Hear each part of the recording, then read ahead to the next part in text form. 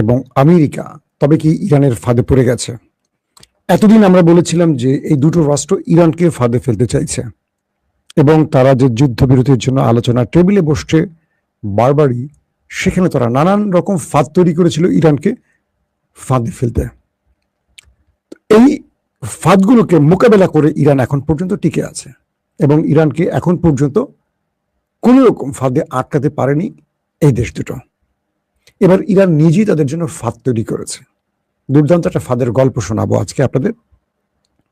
প্রথম যে খবরটি দিয়ে শুরু করছি সেটা হলো আমেরিকার প্রেসিডেন্ট ডোনাল্ড ট্রাম্প তিনি বুঝে গেছেন যে ইরানের সাথে তিনি আর লড়াই করে টিকতে পারবেন না, তাই তিনি লড়াইয়ের বিকল্প আলোচনা টেবিলে থাকতে চান এবং আলোচনার মাধ্যমে একটি বিজয় খুঁজে সে বিজয়টির মাধ্যমে তিনি মার্কিন যুক্তরাষ্ট্রকে বোঝাতে চান যে আমি বিজয় লাভ করেছি, তোমরা আমার উপর ভরসা রাখো এবং আমাকে আগামীতে আবারও প্রেসিডেন্ট বানাও। কিন্তু মিস্টার নেতানিয়াহু, ইসরায়েলের প্রধানমন্ত্রী,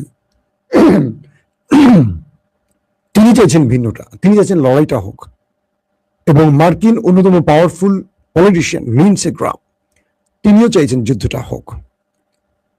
কংগ্রেসম্যান যারা ইহুদি স্বার্থ সংশ্লিষ্ট ব্যক্তিরা রয়েছেন, যারা ইসরায়েলের মদতপুষ্ট, তারা ট্রাম্পের উপর ব্যাপক চাপ তৈরি করছেন আর বলছেন, মিস্টার ট্রাম্প তুমি ভুল করতে যাচ্ছ, তুমি ইরানের কাছে তোমার পরাজয় মেনে নেওয়ার অর্থ হলো এই যুদ্ধে ইরান বিজয় লাভ করছে, তুমি হেরে গেছো। তুমি ইরানকে ছাড় দিও না, তুমি ইরানের উপর আবারও অ্যাটাক শুরু করো, তুমি ইরানের নিউক্লিয়ার ধ্বংস করো, ব্যালিস্টিক প্রোগ্রাম ধ্বংস করো, হরমুজ থেকে তার ক্ষমতা ধ্বংস করো। এই কথাগুলো যারা বলছেন তারা অনেকেই রিপাবলিকান শিবিরের নেতা এবং ইসরায়েলের স্বার্থ রক্ষাকারী নেতা। কিন্তু ট্রাম্প এই বক্তব্যের এখন আর কান দিচ্ছে না, কারণ বিগত কয়েকদিন তিনি বুঝতে পেরেছেন তার রাজনীতিকে তলানিতে ঠেকিয়ে দিয়েছে ইসরায়েল এবং তার স্বার্থ সংশ্লিষ্ট মার্কিনীরা, পাশাপাশি নেতানিয়াহু এবং মোসাদ। মোসাদের একটি তথ্য এভাবে লিক হয়েছে, মোসাদ চেয়েছিল ইরানের মধ্যে আয়াতুল্লাহ আলী খামেনির মতো তার ছেলে মুজতবা খামেনিকেও হত্যা করবেন। তো এই জন্য নেতানিয়াহুর নির্দেশে মোসাদ একটা বড়সড় ফাঁদ তৈরি করেছিল। সে ফাঁদটি কিরকম ছিল? যে আলোচনার টেবিলে যখন বসবে ইরান, তখন এই দখলদার রাষ্ট্রটির গোয়েন্দা বাহিনী যারা ইরানের মধ্যে অ্যাক্টিভ আছে, তারা চেষ্টা করবেন মুস্তফা খামেনির অবস্থানটাকে কনফার্ম করা, কোথায় তিনি আছেন, কিভাবে আছেন, তার অবস্থা কি এবং তার সঙ্গে আইআরজিসির কারা কারা যোগাযোগ রাখছেন। তো মোসাদ মুস্তফা খামেনির অবস্থানটাকে কনফার্ম করার জন্য তাদের বিভিন্ন ইউএন ইন্টেলিজেন্স ইউজ করেছে এবং তারা বিভিন্ন রকম আর্টিফিশিয়াল ইন্টেলিজেন্স ইউজ করেছে, উপগ্রহ ইউজ করেছে, পাশাপাশি ইরানে থাকা তাদের প্রচুর সংখ্যক এজেন্টকে ব্যবহার করেছে। যেমন তারা আয়াতুল্লাহ আলী খামেনিকে টার্গেট করে হত্যা করতে পেরেছিলেন 28 ফেব্রুয়ারি এবছরের, এবং যার মাধ্যমে যুদ্ধটা শুরু হয়। সে সময় আহত হন মুস্তফা খামেনি, তার মা মারা যায়, তার বোন মারা যায়, বোনের সন্তান মারা যায়, ভগ্নিপতি মারা যায়, তার বাবা অর্থাৎ আলী খামেনিও মারা যান। কিন্তু বেঁচে যান ভাগ্যক্রমে মুস্তফা খামেনি। হয়তো এখানে আল্লাহ কোনো বড় পরিকল্পনা রেখেছেন তাকে ঘিরে। মুস্তফা খামেনিকে ধরার জন্য বা তাকে টার্গেট শুট করার জন্য ওই দেশটির এজেন্সি, ওই দেশটির ইন্টেলিজেন্স সর্বোচ্চ টিম প্রতি মুহূর্তে তাদের সকল সিস্টেমকে কাজে লাগিয়ে তাকে ধরার জন্য নানান ফাঁদে কাজ করছেন। কিছু কিছু মাধ্যম দাবি করছে যে ইরানের মধ্যে বিভিন্নভাবে আইআরজিসির ঘনিষ্ঠ সেজে, খামেনির ঘনিষ্ঠ সেজে, কিংবা ইরানের মিত্র হুতি, হিজবুল্লাহ, ইরান, চীন কিংবা রাশিয়ার খুব কঠিন বা খুব ক্লোজ মিত্র সেজে অনেক ইন্টেলিজেন্স ইরানের মধ্যে কাজ করছে, যারা কোনো না কোনো ভাবে জানার চেষ্টা করছেন মুস্তফা খামেনি কোথায় আছেন। তো মুস্তফা খামেনি তাকে এই সমূহ বিপদ থেকে রক্ষার জন্য তিনি তার অবস্থানকে প্রতি মুহূর্তে পরিবর্তন করেন এবং তিনি খুব সাধারণ বা খুব অসাধারণ কোনো একটা স্পটে নিজেকে আটকে রেখেছেন। অর্থাৎ হয়তো তিনি এমন একটি জায়গায় আছেন যেটা আমেরিকা এবং ইসরায়েলের কল্পনার বাহিরে, হয়তো তিনি এমন একটি জায়গায় আছেন যে জায়গাটিতে সাধারণ বা অসাধারণ কারো প্রবেশ নিষেধ, সবার প্রবেশ নিষেধ। কয়েকটি সূত্র দাবি করছে মুস্তফা খামেনি তিনি তার তথ্য বা নির্দেশনা যে কাগজে লিখে পাঠান, সেখানে তার আংটির মোহর, যেটা ওসমানী সালতানাত বা উমাইয়া সালতানাত বা খোলাফায়ে রাশিদিনরা ব্যবহার করছে, সেই আংটিটির কোন একটি ছাপ ব্যবহার করে সেখানে নির্দেশনা পাঠান চিরকুটের মাধ্যমে। সেটিকে সিলগালা করে একটি খামে নেওয়া হয়, তার বিশ্বস্ত লোক সেটিকে এক জায়গা থেকে আরেক জায়গায়, আরেক জায়গা থেকে আরেক জায়গায়, এভাবে 8-10টি লেয়ারে সেটিকে মূল ব্যক্তির কাছে পাঠানো হয়। তিনি ইরানের খুব গুরুত্বপূর্ণ আর অগুরুত্বপূর্ণ ব্যক্তি নিয়ে অনেকের সাথে দেখা করেন না, প্রয়োজন ব্যক্তিকে কারোর সাথে দেখা করেন না। আবার দেখা করার প্রয়োজন হলে তিনি নিজে বেরিয়ে আসেন ছদ্মবেশে এবং দেখা করে তার কাজটি শেষ করেন। কারণ তিনি জানেন এই দেশটির ভেতরে, মানে ইরানের ভেতরে প্রচুর বিদেশি এজেন্টরা আছে তাকে হত্যার জন্য। যেমনি তার বাবাকে হত্যা করেছে, যেমনি ইরানের গুরুত্বপূর্ণ পলিটিশিয়ান এবং সামরিক ব্যক্তিত্বদের হত্যা করা হয়েছে, ঠিক তেমনি তাকে হত্যা করবে। এবং তিনি আগামীতে যে কোনো সময় মারা যেতে পারেন, শহীদ হতে পারেন জেনে কয়েক স্তরে নেতৃত্ব তৈরি করে দিয়ে দিয়েছেন। যেমনি তার বাবা আয়াতুল্লাহ আলী খামেনি মৃত্যুর পরে কে কোথায় বসবেন একটা পুরো কাঠামো তৈরি করেছেন, ঠিক একইভাবে মুস্তফা খামেনি ওই কাঠামোটি তৈরি করে দিয়ে দিয়েছেন। সে সূত্রটি আরো বলছে মোসাদ বা ইসরায়েল তাকে ধরার জন্য যেই পরিমাণ ফাঁদ তৈরি করেছে, সেই ফাঁদকে ডবল ফাঁদের মধ্যে আটকে ফেলেছে ইরানের স্পেশাল টিম। অর্থাৎ তারা কোনোভাবেই মুস্তফা খামেনির কোনো তথ্য লিক হওয়ার সুযোগ দিচ্ছে না। তারপরও ইরান জানে তার দেশের মধ্যে প্রচুর বিশ্বাসঘাতক আছে, মীর জাফর আছে, মীর সাদেক আছে। তো এই ব্যক্তিদেরকে ধরার জন্য ইরান কাজ করছে। ইরান কখনো কখনো মোসাদের বিভিন্ন এজেন্টদেরকে ট্র্যাপে ফেলে তারা এই কাজগুলো করছে।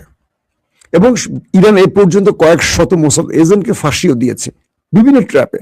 ধরেন যারা মুস্তফা খামেনিকে ধরতে চান তাদেরকে কিছু সূত্র দিয়ে মুস্তফা খামেনির কাছে আনার নাম করে তারা বিভিন্ন জালে আটকে ফেলছেন। সিআই বলি, মোসাদ বলি, তাদেরকে ইরান ধরেন ইরানের ইন্টেলিজেন্সের কোনো ব্যক্তির মনে হয়েছে এরা মোসাদের সদস্য বা আমেরিকান গোয়েন্দা সংস্থার সদস্য, তারা খামেনির ছেলেকে ধরতে, মুস্তফাকে ধরতে বা আইআরজিসির কোনো কমান্ডারকে ধরতে চায়, তাদেরকে উল্টো ট্র্যাপে ফেলছে ইরান। ফেলে তাদেরকে টেনে টেনে বিভিন্ন জায়গায় নিয়ে গেছেন এবং মেরে দিয়েছেন। এনকাউন্টারে মেরেছেন, বিচারের নামে মেরেছেন, মেরে দিয়েছেন। তো এক কথা ইরান এই দুটো রাষ্ট্রকে নতুন ফাঁদে ফেলেছেন। আসলে এবার গুরুত্বপূর্ণ আরো খবরে, ইরানের সাথে যে বিষয়গুলো নিয়ে আলোচনা হচ্ছে সেই বিষয়গুলোর উপর ট্রাম্প মুসলিম বিশ্বের মোড়লদের সাথে আলোচনা করেছেন। আমি এই খবরটি আপনাদের গতকালকে দিয়েছি, আজকে সকালেও দিয়েছি। সেই দেশগুলোর নামও বলেছি, নতুন করে বলতে চাই না।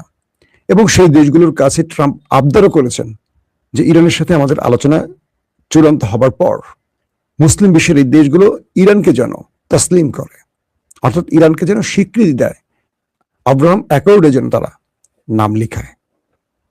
এর মধ্যে সৌদি আরব সবচেয়ে বড় বাধা হয়ে দাঁড়িয়েছে। সৌদি আরব বলছে যে কখনো এটি সম্ভব নয় যতক্ষণ না ইসরায়েলের পরিকল্পনা আমরা স্পষ্ট হতে পারি। কারণ ইসরায়েল যতদিন ফিলিস্তিনের উপর জুলুম করবে ততদিন তাদের সাথে মুসলিম বিশ্বের সম্পর্ক হতে পারে না। কে বলছে? সৌদি আরব। এবং ইরানের মতো দেশ বলে দিয়েছে, ইরানের মতো দেশকেও আমেরিকার বা ট্রাম্প চাইছে যেন এই আব্রাহাম অ্যাকর্ডে তারা নাম লিখায়। আহা কি পীড়িতি!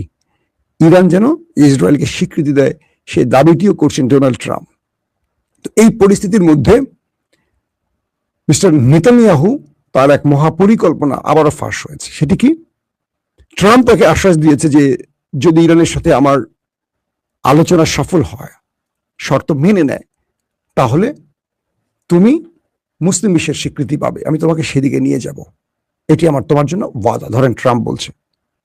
নেতানিয়াহু তো আসলে স্বীকৃতির চেয়ে বড় তার গ্রেটার ইসরায়েল তৈরির প্ল্যান এবং মধ্যপ্রাচ্যে কি বলবো তাদের সেই মাসিহাকে ফিরিয়ে আনার মূল পরিকল্পনা। তো বলা হচ্ছে ইরানের যেই খেলাটি চলছে এই মুহূর্তে হরমুজ প্রণালী এবং নিউক্লিয়ার ইস্যু, ডোনাল্ড ট্রাম্পকে ইরান যে বলে দিয়েছে যে এই দুটো ইস্যুতে তোমাকে আমি কোনো প্রকার ছাড় দিতে পারি না, পারবো না, দেব না। তো এই ক্ষেত্রে তুমি কি করতে চাও করো, আক্রমণ করলে করো, আমি রেডি। আর তুমি যদি আলোচনা করে একটা সমাধানে আসতে দাও তার জন্য আমি রেডি, কিন্তু হরমুজ আমি টোল নেবই। নিউক্লিয়ার ব্যাপারে ইউরেনিয়াম যেটা আমার কাছে আছে এটা আমি তোমাকে দেবো না, কাউকে দেবো না। তো ট্রাম্প তাহলে কি করবেন? ট্রাম্প তো যুদ্ধ সরিয়ে দেবেন। যুদ্ধের বদলে গোপনে ট্রাম্পের মধ্যস্থতাকারী যে দেশটি আছে তারা ইরানকে বলছে যে এইভাবে না করে চলো আমরা একটু ঘুরিয়ে পিছিয়ে অন্য কিছু করি। কি? তুমি ঘোষণা দাও তুমি টোল নেবে না, তুমি হরমুজ প্রণালী এবং ওমান সাগরের এখান দিয়ে যে আন্তর্জাতিক জাহাজগুলো চলাচল করবে এদেরকে একটি পরিবেশগত বিল ধরিয়ে দাও। এখান থেকে প্রচুর জাহাজ যাবে, তেল ফোরাবে, গ্যাস নষ্ট হবে, এটা হবে, সাগরের পরিবেশ বা স্থানীয় পরিবেশ নষ্ট হবে। এই বিষয়গুলোকে নিরাপত্তা এবং এই অঞ্চল দিয়ে যে জাহাজগুলো যাবে তাদেরকে সামরিক নিরাপত্তা, এরকম বিভিন্ন, যেটা আমাদের ঢাকা শহরের বাড়িতে দেখবেন বাড়ি ভাড়ার পাশাপাশি তারা একটা নতুন বিল নেয় 10,000 15,000 টাকা করে। বলেন কি সেটা? Service charge. এই সার্ভিস চার্জের নাম করে ইরান সেখানে একটি টোল নেবে। তো এটি ইরানকে শিখিয়েছে কোন একটি রাষ্ট্র, বলছে যে তুমি, হতে পারে সেটি শিখেছে তুরস্ক, হতে পারে সেটি শিখেছে পাকিস্তান, আমার মনে হয় না এটি শেখাতে পারে চীন। কারণ চীনের শি জিনপিং ট্রাম্পকে বলছে আমি তো হরমুজ প্রণালীতে টাকা দেই না বাট আমি ইরানকে একটি সার্ভিস চার্জ দিই যে এই অঞ্চল দিয়ে যাওয়ার জন্য তাদের কিছু বিষয় আমরা ব্যবহার করি যেটার জন্য তাদেরকে একটা সম্মানই দেওয়া উচিত। এটি ঘুরে ফিরে টোল। ইরান বলছে ইরান বলছে যে আমাদেরকে তোমরা এই জিনিসটা দিবা, এইখানে যে পরিবেশ নষ্ট হবে, এখানে যে নিরাপত্তা নিশ্চিত করতে হবে, এখানে যে ব্লাব ব্লাব ব্লাব করতে হবে, এটার জন্য একটা চার্জ। এক নিউক্লিয়ার ইস্যুতে 30 থেকে 60 দিন পরে তারা আলোচনা করবে। আমার তো মনে হয় 30-60 দিনের মধ্যে নিউক্লিয়ার যেটার বানানোর কাজ সেটা হয়ে যাবে, অথবা বানানো হয়ে গেছে, বাকি কাজগুলো পারফেক্টলি করতে চায়। এখন যে বিষয়টি তৈরি হচ্ছে যে ইরান কোনোভাবে এই দুটো শর্ত থেকে বেরোবে না। আবার ডোনাল্ড ট্রাম্প নেতানিয়াহুকে বলছে যদি ইরান আমার কথা রাজি না হয় তুমি আক্রমণ করে দিও, আমি তোমার পাশে আছি, বাট আমি একটু চাপে আছি, ভিতরে বাইরে আমার উভয় সংকটে আছে, কষা চলছে, আমার কষা টয়লেট হচ্ছে না ঠিক মতো। তো এই ক্ষেত্রে এখন ট্রাম্প চাচ্ছে আর কি আসলে মহা একটা মাইনকা চিপার মধ্যে আছে। তো সবকিছুর পরেও আসার কথা হলো যে দুই দেশের মধ্যে আলোচনাটা চলছে, আরো আলোচনা হবে, এবং মুসলিম বিশ্ব ইসরায়েলকে স্বীকৃতির পক্ষে নয় এটিও ট্রাম্প বুঝে গেছেন। ট্রাম্পকে সেই ইঙ্গিত দেওয়া হয়েছে। আব্রাহাম অ্যাকর্ডে মুসলিম বিশ্ব নাম লিখাবে না, এটি আপাতত না, মোটামুটি আমেরিকার শর্তে তারা রাজি না। আবার আমেরিকা যদি আক্রমণ করে আরব বা গালফ কান্ট্রি সম্পৃক্ত হচ্ছে না, বা গালফ কান্ট্রি বলে দিয়েছে যে তারা এই সুযোগটি দেবে না আমেরিকাকে আক্রমণ করতে, এখানেও ইরানের জন্য একটা প্লাস পয়েন্ট। সবকিছু মিলে ইরানের জন্য সবটাই প্লাস পয়েন্ট। আমেরিকার কয়েকটি গণমাধ্যম দাবি করেছে শেষ পর্যন্ত ট্রাম্প সবকিছু মানে ঘোলা করে সেই ঘোলা জলই খেতে গেল, বা ঘোলা জলই খেলো। গাদা যেমন জল ঘোলা করে খায়, ট্রাম্পের অবস্থা সেরকমই হয়েছে। কারণ ইরান তার সিদ্ধান্ত থেকে এক চুল সরেনি, কিন্তু ট্রাম্প বারবারই হুমকি দিচ্ছেন, কিন্তু নিজেই আবার লাইনে এসে ইরানকে বলছে বাবা আমার কথাটা মানো, নতুবা আমার তো সব শেষ। এখন ইসরায়েলকে ট্রাম্প বলছে যে তুমি ফিরে যাও, তুমি আর লেবাননে হিট করো না, ওখানে হিট করো না, ওখানে হিট করো না, তুমি ফিরে যাও। একটা আলোচনা চলছে, এটার মাধ্যমে আমি তোমাকে মুসলিম বিশ্বকে আব্রাহাম অ্যাকর্ডের মাধ্যমে তোমাকে স্বীকৃতির ব্যবস্থা করে দেব। তো এই একটি আশ্বাসের নেতানিয়াহু কি করবে সেটা সামনের দিন বলা যাবে। বাট ইরান তার পরিকল্পনা এখন একদম কি বলবো সঠিক লাইনেই হাঁটছে।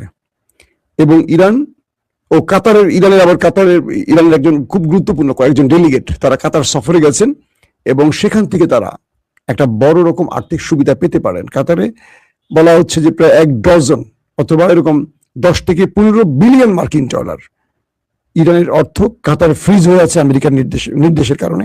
সেই অর্থটা ফেরত আনার জন্য ইরানের স্পিকার, অর্থমন্ত্রী না পররাষ্ট্রমন্ত্রী, আরো কয়েকজন হাই অফিসিয়াল কাতার সফর করছেন। ইরান এখন একটা খুব ভালো পজিশনে আছে, এবং পাকিস্তান ও ইরানের জন্য যথেষ্ট চেষ্টা করছে, তুরস্ক চেষ্টা করছে। সবকিছু মিলে মুস্তাফা খামেনির রাজনীতির প্রজ্ঞার কাছে ইসরায়েল আমেরিকা আবারও ধরাশায়ী হয়েছে। প্রত্যেকে ভালো থাকবেন। আল্লাহ হাফিজ।